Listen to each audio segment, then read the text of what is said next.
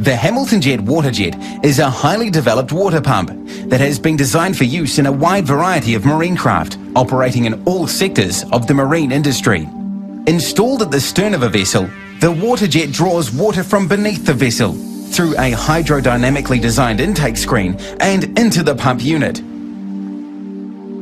Inside the jet unit, the computer-designed impeller accelerates the water, which then passes through a set of fixed stator vanes.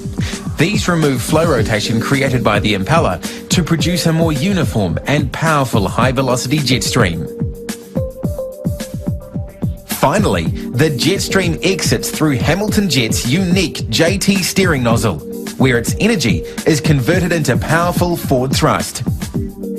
Each Hamilton Jet Waterjet features a fully integrated hydraulic control system for steering and reverse functions. The Waterjet and hydraulics are driven by a marine engine. Thrust forces from the impeller are absorbed by a thrust bearing built into the Waterjet housing. All thrust loads are transferred to the hull bottom, not the drivetrain or the vessel's transom.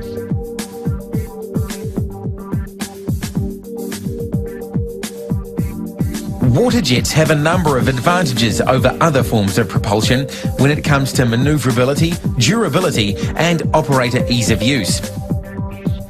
A key factor in the control of a waterjet-powered vessel is that, unlike propeller systems, a waterjet impeller will always turn in the same direction during normal operation, whether the boat is moving ahead or astern.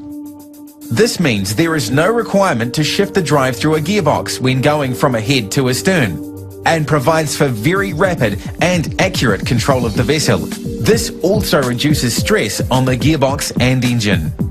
What's more, a waterjet's turning thrust is generated well aft of the vessel's transom, ensuring steering response from a waterjet-powered boat is immediate and highly effective, and allows for a small turning radius at all boat speeds. The engine throttle determines the amount of thrust provided by the waterjet, so will affect boat speed and rate of turn. The helm wheel controls the vessel's heading and rate of turn by moving the waterjet's steering nozzle.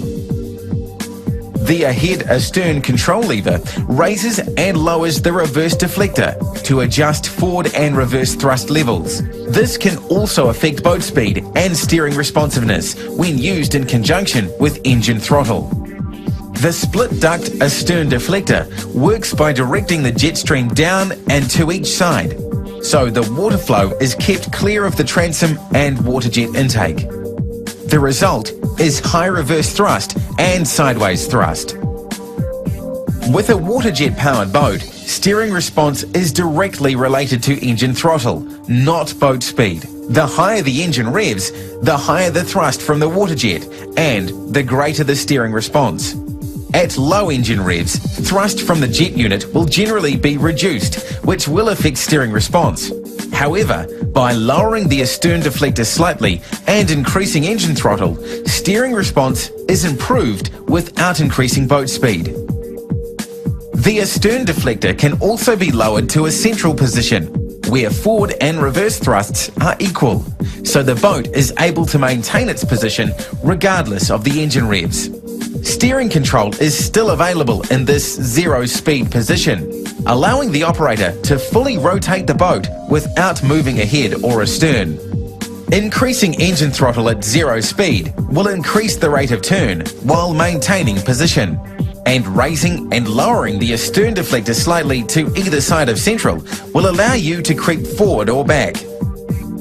In a high-speed emergency, the operator is able to lower the astern deflector into the jet stream without reducing engine throttle to effect a crash-stop maneuver. This will bring the vessel to a stationary position within a very short distance. One important aspect of Hamilton Jet Waterjet operation is that steering when going astern will be opposite to what the skipper may be used to from operating propeller boats or their car. A good rule of thumb is to remember that the bow of the vessel will always turn in the direction you rotate the helm wheel. With multiple waterjets, vessel control is further improved. For example, the skipper will be able to move the vessel directly sideways, which is particularly useful in docking situations. A Hamilton jet-propelled boat is not susceptible to damage from waterborne debris. However, in some circumstances, performance can be temporarily reduced as a result of blockages. At high boat speed, water entering the Waterjet is drawn from close to the hull itself, so there is little chance of ingesting weed or debris.